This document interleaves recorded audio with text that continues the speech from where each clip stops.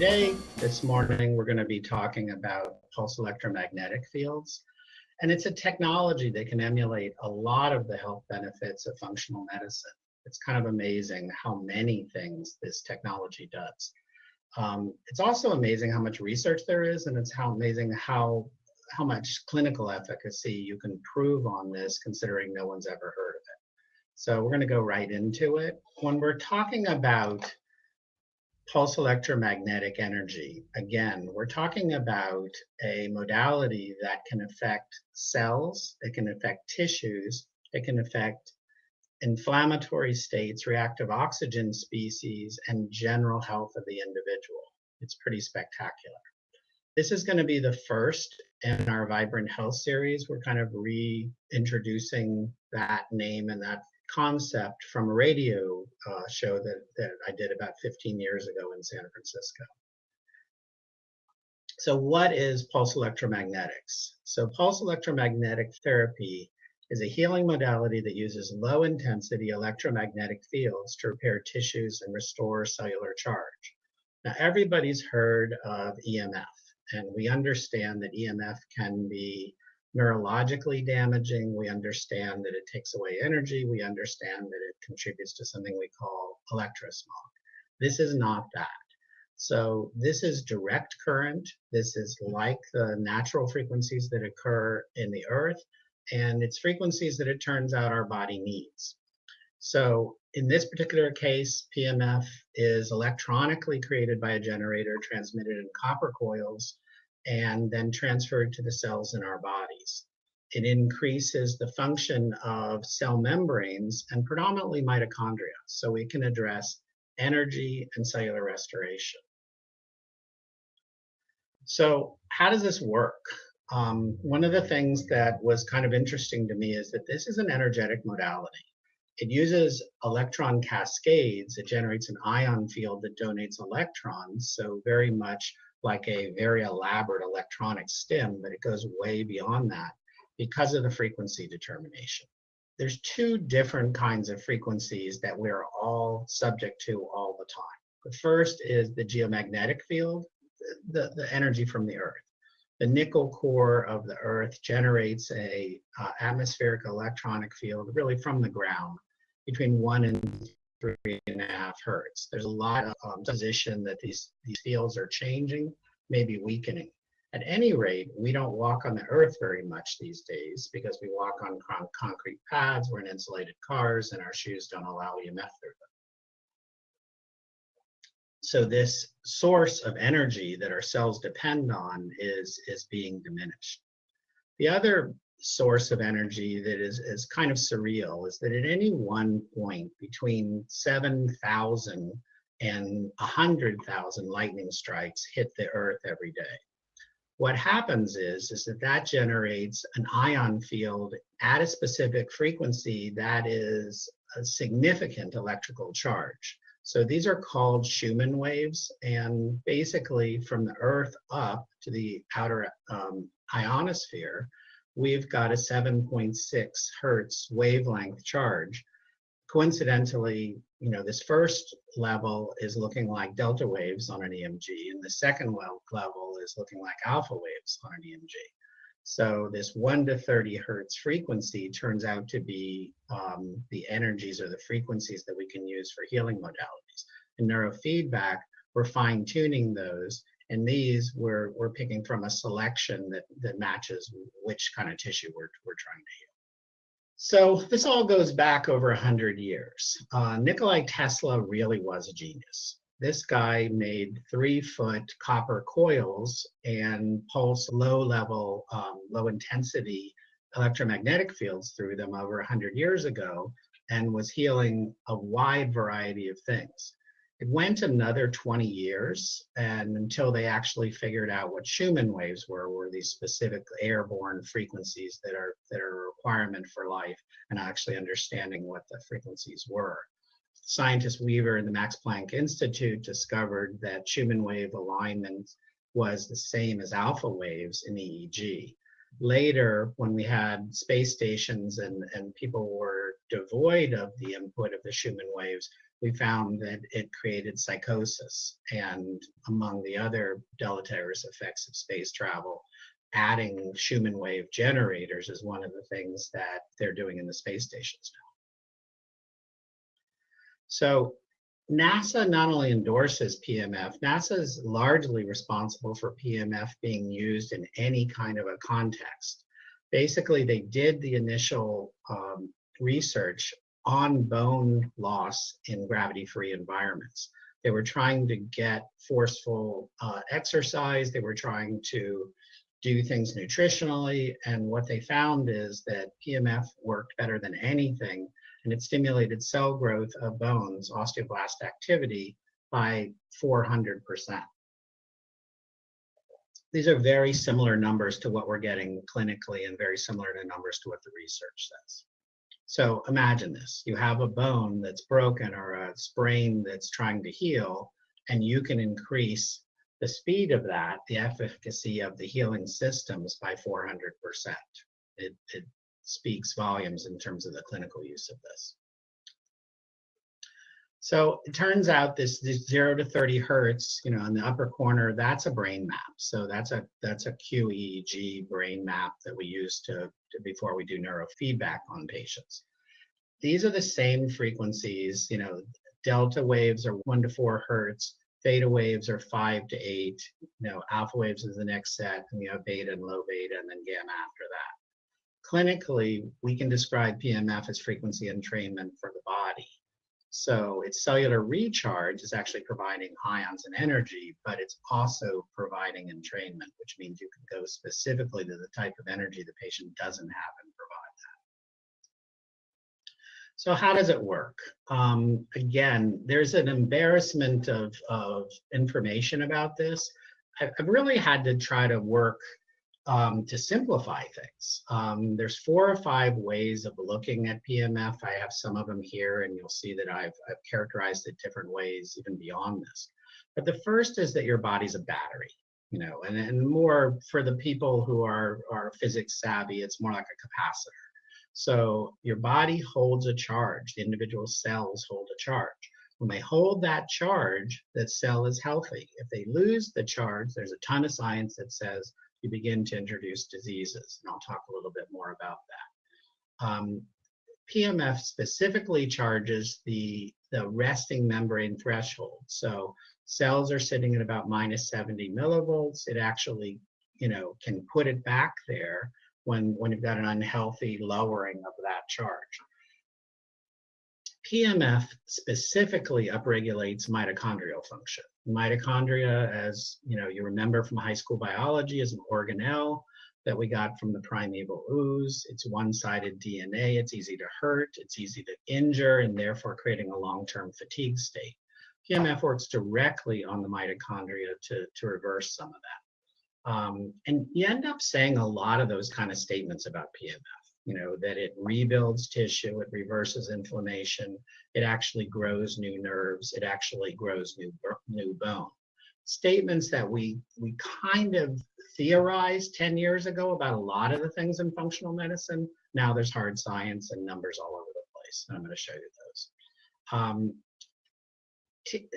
PEMF is specifically capable of reversing reactive oxygen species, which is the reason you would take antioxidants. So it's kind of like antioxidants in a generator. It reverses several kinds of inflammatory pathways. There's people who think, if you look at a functional medicine model and you basically say with, immunity, you want not too much, not too little, you want it in the middle. Because if you have too much, you attack your own cells. If you have too little, you get cold and you die. Inflammation is the same thing. Inflammation is actually a protective mechanism, a healing mechanism that the body uses so you don't bleed to death or have, so that the healing process takes over. So you literally, squash the injury. The trouble with it is over the generations, we've become the people that heal too well. And so our inflammatory pathways are now a primary concern of health. So this can go into what's called the NF-kappa B inflammatory pathways, kind of the big, bad, worst kind, as well as several other less dangerous kinds. and quell them.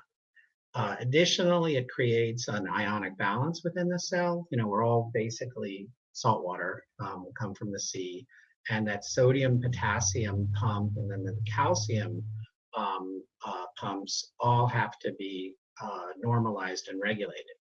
That's one of the mechanisms that PEMF actually uses to quell pain.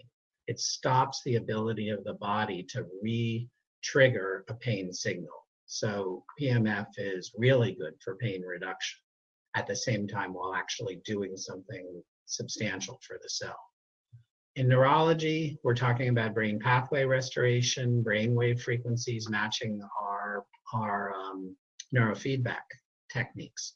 So when we're doing neurofeedback, we always use pulse electromagnetics with it. This is actually a little bit of a cell that's actually regenerating. There's some very cool YouTube pictures that show, one cell talking to another cell and then talking to another cell. They basically severed the connection to this cell, and the original cell sprouted an axon and connected its dendrites to the third cell. So neural regeneration now is, it was again a theory about 10 years ago. Now it's just, what's your mechanism to accelerate that? This is a electrochemical gradient action potential model of how cells get stimulated. So in the neurology, we understand that we should be sitting here at this minus 70 millivolt level, and then there's a stimulus, the cell goes above zero, the charge goes above zero, in a process called depolarization, where there's a big exchange of chemicals, and then the cell repolarizes in a slower stage and then comes back to the resting potential, and then it can fire again. It either reaches the action potential level or nothing happens. So in extreme pain syndromes, the resting membrane threshold comes a lot closer to firing. So you can get it, so very little stimuli produces pain.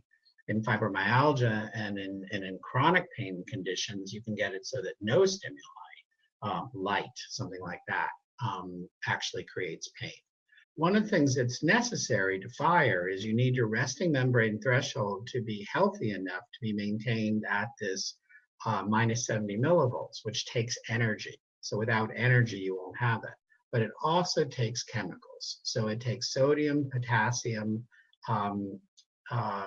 predominantly, but other chemicals that are part of really a healthy intercellular environment are necessary. So when we're talking about moving material across a cell membrane, we understand that that takes energy. So the adenosine triphosphate is part of the reason that we've got movement across cells. One of the things that PEMF does is it hyperpolarizes the cell, which increases the adenosine triphosphate, which allows the cell membrane to normalize.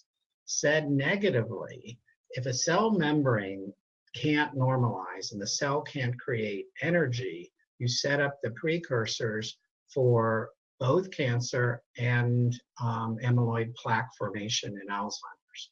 So one of the things that's looking really, really helpful is it's a devil in the detail thing, but it's looking like this technology is an important part of prevention and reversal of some of those diseases. So we've kind of said how cells work and maybe what PEMF could do about it. There's kind of a big statement that says we're in a electron depleted state. There's people who think that the natural currents within the Earth's crust are being diminished, or we're in a cycle where we're changing polarity of the Earth. But there's definitely evidence at this point that the technology that is widespread in our society is interfering with our natural electrical systems. And this is the thing that where, it's a little bit like global warming. You get people who go, it's absolutely a fact and it's obvious, and other people that go, it's not affecting me at all, so I don't get it. But basically, in a study impacting cell phone usage, and this was in an isolated way, cell phone usage only, 25% of the respondents had problems with sleep, headaches, fatigue, and dizziness. So when you look at a normal curve of people, that's the way these things work. You know, you can have a person who's gluten intolerant and have no signals, but they're not going to generate the best new cells. Same with this. So you have people that can probably exist in an electromagnetic field and other people that absolutely cannot. So about 1/3 of the people are going to show symptoms, 1/3 either don't know or don't show, and 1/3 are actually unaffected. One of the things that's happening literally globally is we're seeing, you know, the basic health of our species going down. You know, we're the first generation of people that's made new people that are less healthy than us. Sperm counts are down 30%. So again, we think that there's some environmental things having to do with energy and certainly with food that are impacting our capability to go on as a species. There's a great chart that actually goes through and gives science. We're going to put this on our new website. And so we have 3 new websites either being redone or created. And PEMF.energy is the PEMF site that should be up today. And it's going to show the EMF effect on every single type of cell. So one of the things that happens is people generalize way too much both ways. You know, like it's okay because that system's self-correcting. That system's self-correcting unless it gets this kind of interference. So, and remember, in a million years, there's never been this kind of interference. We've never had so much EMF in terms of the cell towers and in terms of the individual cell phone usage and local and wide area networks. So this is a good chart. You can look for that on our website. So what happens when you lower the membrane potential? Basically, a healthy cell is up here at -70 millivolts. Well, aging, fatigue, different hits can take it down a little bit. Trauma can take it down a lot. So one of the things that we see is chronic fatigue after car accidents. It's a pretty common thing. Well, that's a mechanism where the mitochondria get damaged, where the cell membrane stops functioning, and the cell becomes increasingly incapable of healing itself and defending itself. And so you get levels of energy that begin to reach a depressive state. In extreme cases like cancer, we know that the cells have gone down below the -70 millivolt, maybe to the -100 millivolt level.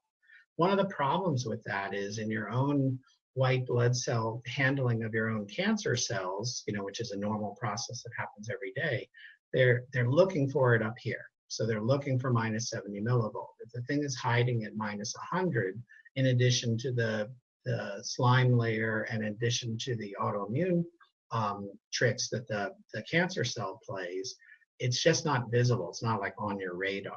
So PEMF is theorized to raise the resting threshold of a cancer cell up to where your own natural apoptosis can occur.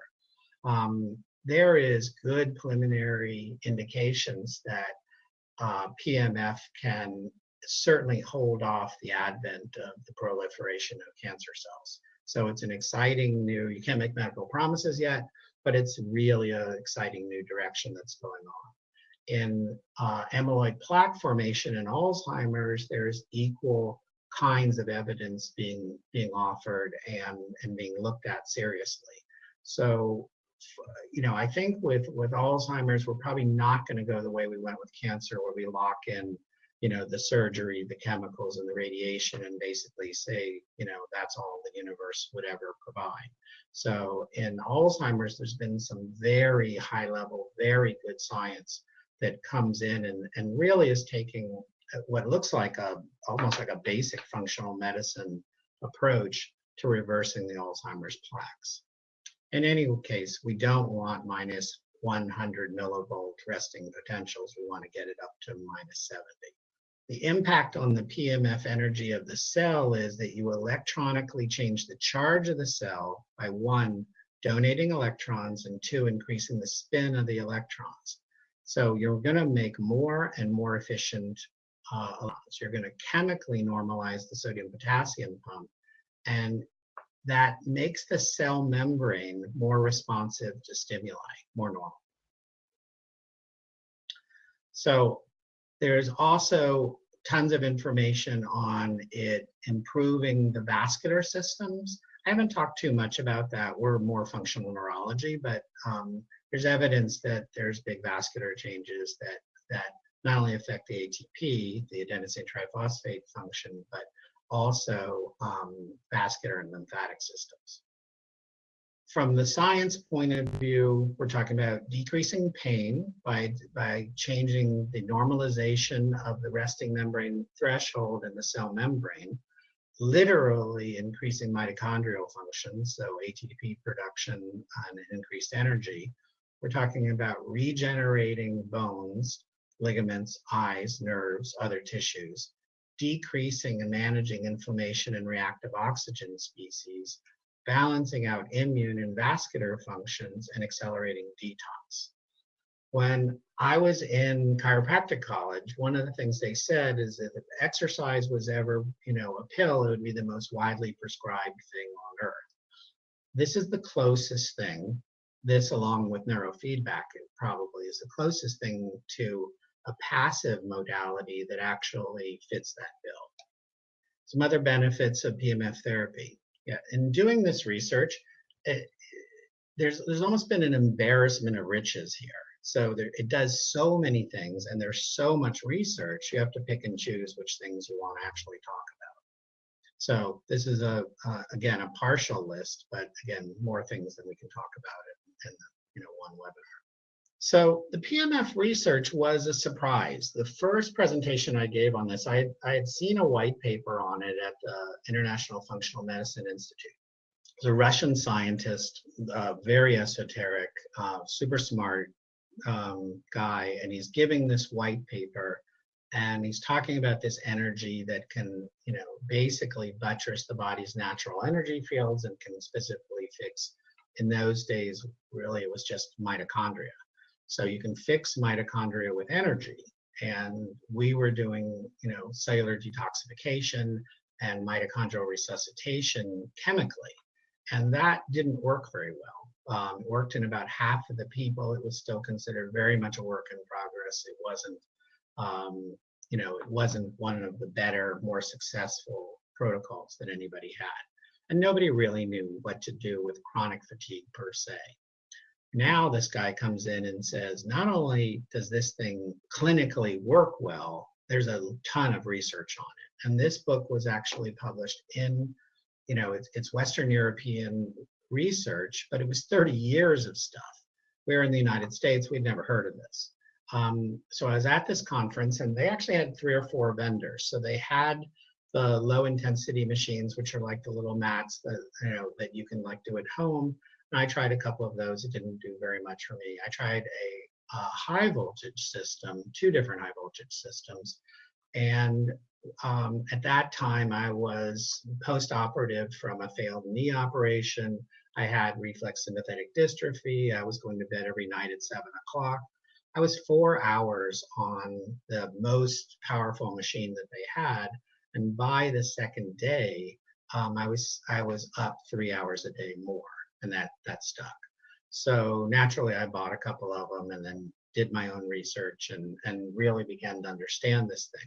But this is one of the first technologies that's come out of the box, so to speak, with this much research. You can just Google PEMF and any kind of outcome, and you'll get, a huge amount of hits on that.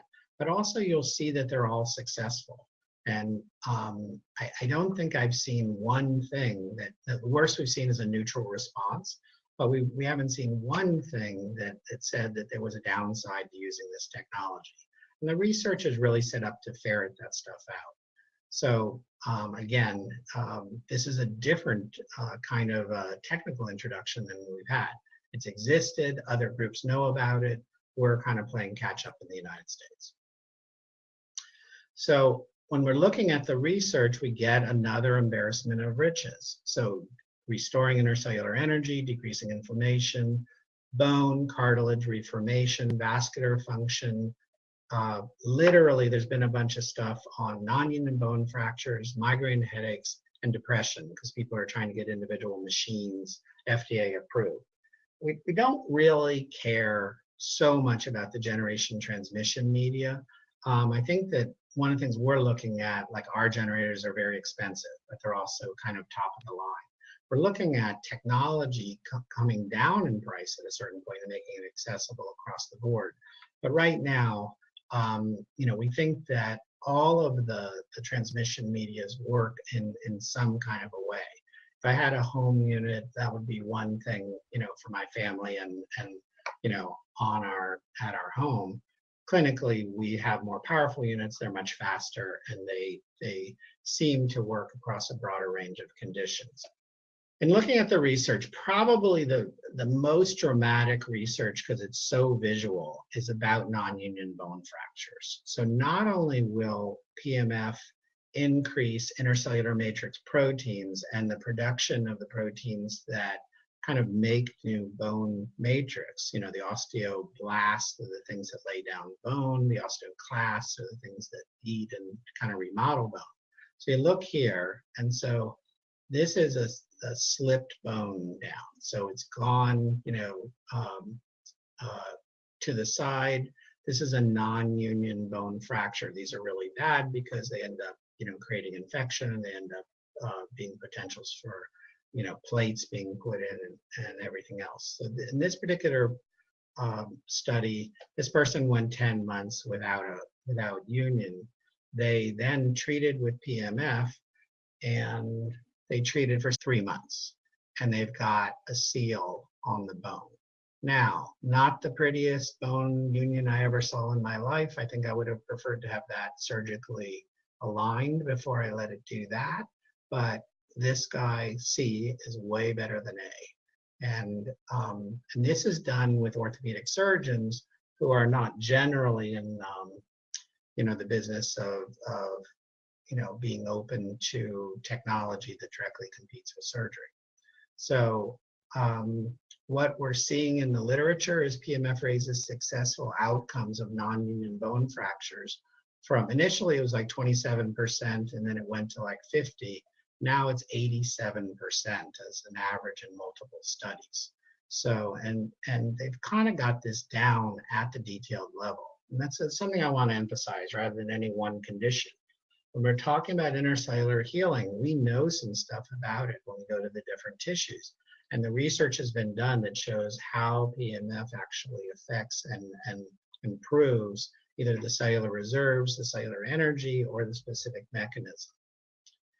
Blood is the other thing that PEMF directly affects. This is when blood runs out of oxygen, it stacks up in a condition called ROLU. I always think of the candy Rolaids.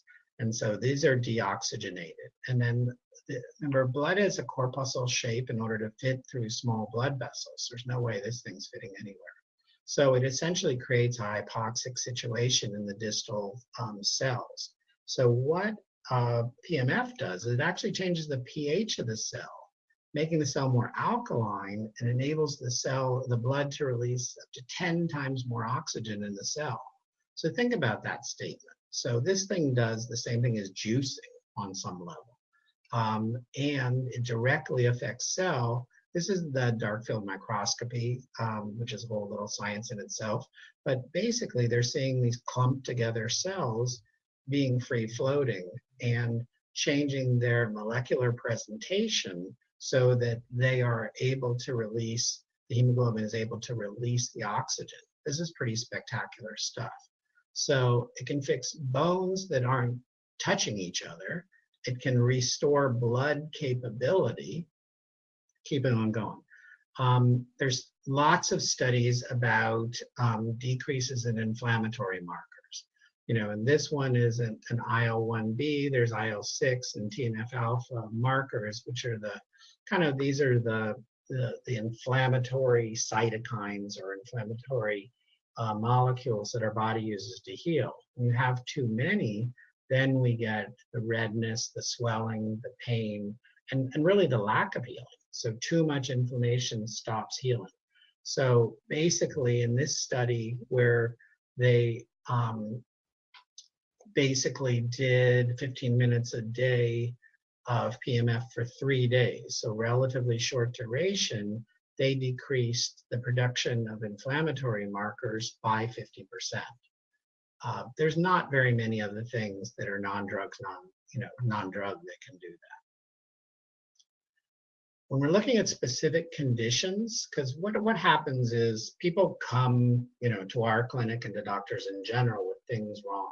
So when we're looking at specific conditions, it's nice to know that somebody's lined that up too. So they had 28 patients between 60 and 83 with bilateral knee pain from osteoarthritis. Osteoarthritis is diagnosed so often, I think they look at your age and just say it. They said it to me after one of my car accidents, and I was 43 years old. When I actually looked at the x-rays, I couldn't see anything that looked like a distortion of the bone outline. But chemically, what happens is C-reactive protein goes up. There's 3 or 4 blood level markers that can go up. What happens in osteoarthritis and in inflammatory conditions in general is that cascade forms a loop, and every time you walk or re-injure it or do anything, it kind of reestablishes itself. So specifically in knee pain, when they did these 28 patients, they got a 40% improvement in about 6 weeks. And now, talking about that, I think that there's some conditions that just doing PMF is a really great thing. We have, patients that come in and they just do a program of 10 one-hour PMF sessions. It gives them cellular energy. It usually balances out sleep. It addresses pain at a certain level. But at the same time, if you adjusted the knee or did trigenics on the knee or did, some other rehab function, it would work better. So clinically, I view pulse electromagnetics as being part of a family of therapies that would intervene. But again, some people just want to do cellular recharge, and that's not a horrible thing. This is another example where you've got a complex condition that can be helped by PMF. They did a pain assessment and nerve conduction velocity, and again, they got 40 to 50% kind of improvements. And so great on that, but again, if we're looking at neuropathy, we're going to look at what's going on with oxygen supply. We're certainly going to look at what's going on with hemoglobin A1C and glucose. So what's going on with that person's blood sugar. But it literally, ceteris paribus, if all of the things were equal and you just did PMF, you would improve these conditions. Shoulder impingement. This is a big one because frozen shoulders are one of the conditions that people walk around basically with for the rest of their life. You can do many things with a 50% reduction in shoulder movement. So what we see is that that they're not getting the diagnosis or the care.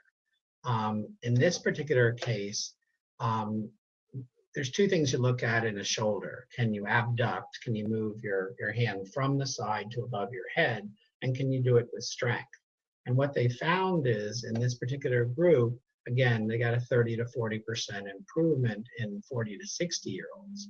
So shoulder impingement syndrome is something that has been considered more or less an art form because you have to restore the ligament tendon bone relationship. And again, I probably would do some things physically on that patient, but this can go a long way toward helping that group, and there's good research on it. Post-surgery recovery, again, this is a study that wasn't handing out free laurels, but at the end of it, they basically said PMF therapy has been used successfully in the management of post-surgical pain and edema, the treatment of chronic wounds, facilitating vasodilation and angiogenesis, which is regrowth of blood vessels. And then using scientific support, the authors present a currently accepted mechanism of action of the PMF therapy and state in their conclusion statement that it's a powerful tool again, with no known side effects to the adjunctive, non-invasive, non-pharmacological management of postoperative pain and edema. And just to put that as a level set, what's happening in support functions in medicine is that they're being redefined as everything, 6 hours before the surgery and 6 hours after. Basically, acute care interventions where you pharmacologically and surgically control every single variable are not seen as good mechanisms in rehab. So the pre-surgery care should be something that uses a much more functional medicine, much more work with the body approach. And the post-surgical rehab should also incorporate that. I put in an eye condition because it's there's good research on macular degeneration. One of the things that's happening with the light spectrum is that there's a lot more blue in the spectrum as a result of the LED light bulbs and as a result of computer screens. Again, first generation of people that's gone to bed with iPads on their laps or on their bellies, sleeping, going to sleep. So what's happened, these so-called white lights, the LEDs, actually have blue in them. And so, the fix is to wear orange glasses to stop that wavelength from getting into your retinas. But basically, there's a concern that we're about to experience a epidemic of macular degeneration secondary to tissue damage in the eye. There isn't good research on that yet. It's certainly forthcoming. There is good research on glaucoma. So this was a study of 31 patients, primary opening angle glaucoma. They basically treated for 10 sessions, and their vision improved by 0.16 diopters on the average in 29 eyes. So everybody almost improved. They were below 1 for the treatment. So if you look at this, this is like a 22% increase in the visual field in 10 sessions.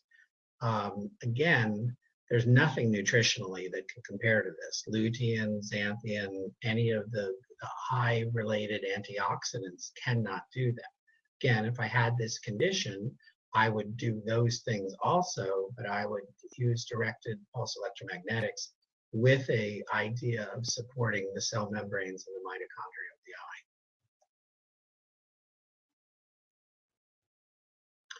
eye. Alzheimer's, I wanted to put this in here. I just came back from the functional medicine conference on neuroplasticity. So lots and lots of discussion on regenerating nerves, lots and lots of discussions on dementia level conditions. I think I learned more about amyloid plaques and tangles than I ever knew before. The overall tone was very hopeful. They're really looking at a functional medicine approach being the way to slow down and possibly reverse these debilitating dementias. Again, it's going to be a bigger subject as more and more of our generation kind of succumbs to that. Again, an impending epidemic. When I look at a functional medicine approach, that it's going to go into the core reasons for either inflammatory changes, cell injury, loss of cellular reserves, or poor communication within cells, I probably am going to look at the autoimmune triggers. I'm going to look at metals. I'm going to look at hormones. I'm going to look at trauma, but I'm also going to look at intercellular energy. So PEMF, I think, is going to be a key ingredient in the mitochondrial and cellular changes that are probably going to be responsible for controlling the plaques and getting the reversal of the tangles in Alzheimer's disease. Alzheimer's may end up be the AIDS of our generation, so a condition that's widespread enough, serious enough that really good research is being done. You can remember in the early days of AIDS, if someone was HIV positive, they just died, and now it's a semi-controllable condition. I think with a little luck and as long as we don't lock out the possibilities of what is really available, that Alzheimer's is going to be an addressable disease. Certainly something that we're looking at. So again, the embarrassment of riches. These are the controlled human studies, and this is the traditional, double-blind, placebo-controlled, peer-reviewed studies. One of the things that I just want to say a little note about is there's just so much non-science hidden in people who want studies. Most of the time when people request a study, they never look at it. There's good research on that. And adopting a new technology requires a lot of times that you think in a way that you couldn't think before. PEMF certainly is that. All of a sudden, we're talking almost a non-Newtonian, kind of quantum reality. So we're now saying the body's energy, this is a modulatable, definable, powerful energy source that helps our body heal itself. I mean, it sounds like science fiction. The trouble with it is it probably has more science than the conventional methods that people are using to fix or not fix these conditions. Last thing on this, again, neuroplasticity 10 years ago was a concept, and it was an idea that nerves could conceivably regenerate. We were talking about injecting stem cells and special kinds of radiation and all that. And now, as of 5 years ago, the cover of Time magazine, neuroplasticity is a fact. So the issue today is not whether nerves regenerate, it's how fast you can get them to regenerate.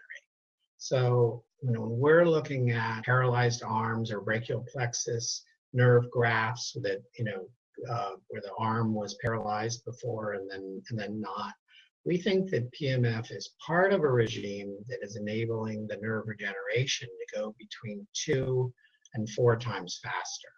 So especially when it's your arm or your leg that doesn't work, this stuff is pretty spectacular. Again, not supposition, not just clinical. So we're looking at a neuron after having the dendrite removed. This is only 48 hours. This is in a petri dish. And this is after 96 hours. So this nerve has completely regenerated in less than a week. When we're looking at PEMF clinically, like I say, there are definitely people that just do PEMF, and it's not a bad thing. So they come in, they do 10 sessions of PEMF, they get more energy. They come in for a more serious condition, they do 20 sessions of PEMF, again, not a bad thing. And there's people who use it as a full cellular recharge. They get benefit from that. Clinically, if we're looking at kind of a more serious condition, if we're looking at chronic fatigue, if we're looking at fibromyalgia, certainly any of the Alzheimer's, Parkinson's, Dementias, serious neuropathies, anything where there's a long-standing chronic issue of cellular deprivation, we would want to come in, at the functional medicine level, which is really biochemistry these days. I've never seen a person that has any of these things where the brain function was actually optimal. So we run a brain scan and do neurofeedback. We do a neurologic adjustment, which may actually be chiropractic adjustments, but it also may be eye exercises and different things.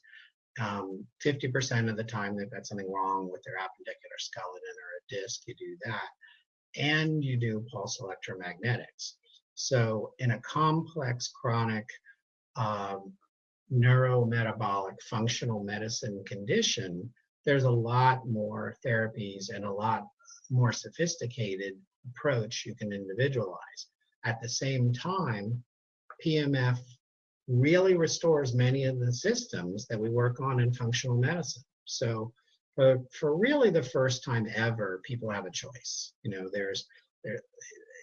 Even in serious conditions, if they really just want to lead with the technology, they can do that. In other circumstances, we find that because of location or kind of mindset or cost, they can't do everything they could do. They could probably do PEMF. On a more straightforward level, less serious conditions, if you had a recent injury had acute pain or just wanted a mini recharge, again, 10 hours of cellular recharge is fine. If we've got a frozen shoulder, if we've got low back pain that's a little more chronic, or knee pain that's more chronic, we go 20 hours and we should get good results with that. Again, if you mix this with other modalities, it works better, but again, it's not a terrible thing all by itself. So, call to action. I've always thought, information without implementation is really just a waste.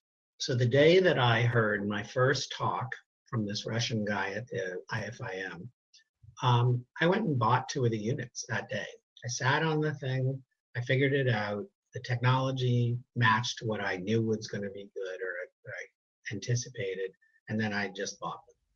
In your particular case, there's a few actions that are available to you. So first is getting more information. So at this point, the PEMF.energy site should be up. So it's www.PEMF.energy. It's a new site. It's a work in progress, but we're taking all original material. And one of the things I did, and it's not on the site yet, but I created 4 original charts about what this is, how it works, how it applies, and I didn't dumb it down. What I did was try to convert some of the hyper-technical stuff to English and then put it in a chart. So I think that the applicability and the mechanism of the way this works will be a little more clear. Again, probably a month from now, it'll be more clear than it is now, but it's at least up. The neurofeedback LG, that's like neurofeedback.com, is our neurofeedback site. Again, under construction or reconstruction, I will say. This is the ClearMind site that we're going to update for conditions like Alzheimer's, Parkinson's, and multiple sclerosis. One of the things that people do not realize is that half the cells in the brain are immune cells. So literally, if we're in an autoimmune reconstruction or a metal detoxification, we're going to run neurofeedback and tap into those immune cells. In addition, the brain is doing potentially 2 trillion things a second. You always want that on your side. When you're looking at a model that has physical, biochemical, neuro, and energetic, you probably never leave out the brain. Neurometaboliccare.com is the old Wellness Pro site, and it's still a decent resource for functional medicine, kind of attitude and protocols. It's got some good videos on it. That's the thing we're going to really rewrite as we get going. But for right now, these 3 sites give you some good information. We have 2 books under construction, one of which has been in the writing for 2 years. So I wrote a book on engineering medical miracles. And at this point, we're in the last stages of trying to get one of the heads of functional medicine to write a foreword to it. And that's an agonizing walk between the raindrops process, because they say they will and then they don't, and you have to figure it out.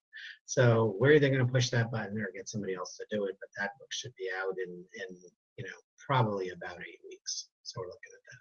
So another thing in terms of a call to action, one of the things that we realize is a lot of things that we do clinically, most people have never heard of.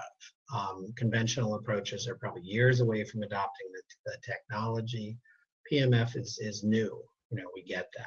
So PEMF is one of those try it, you'll like it kind of things. So anyone who hasn't tried PEMF or anyone you know that needs it, and so you have a little taste of some of the conditions, there's a lot more, but anyone you know that needs it can come into our office, get a quick evaluation, and actually sit or lay on one of the machines for 20 minutes twice. Again, that's how I got introduced to the technology. It is experiential. In some things that you do, you wouldn't want to invite someone in to come in and experience a detox. That probably wouldn't be the most fun experience. And they probably wouldn't understand it as the potential benefits until a month later. But PEMF, you can feel. You can feel that something's happening. You can sometimes discernibly have an increase in range of motion or decrease in pain levels. We usually always get an energy change. So this is something that we're making available. one of the things we did to accommodate it is we just bought a couple of more units because we were like, okay, we're using this clinically in complex cases. We're kind of booked, so we don't want to tie the machines up. And I was like, we'll just get 2 more machines and maybe open up the clinic another day because we really want to. This is the opposite of what we normally do in our complex acute clinic approach.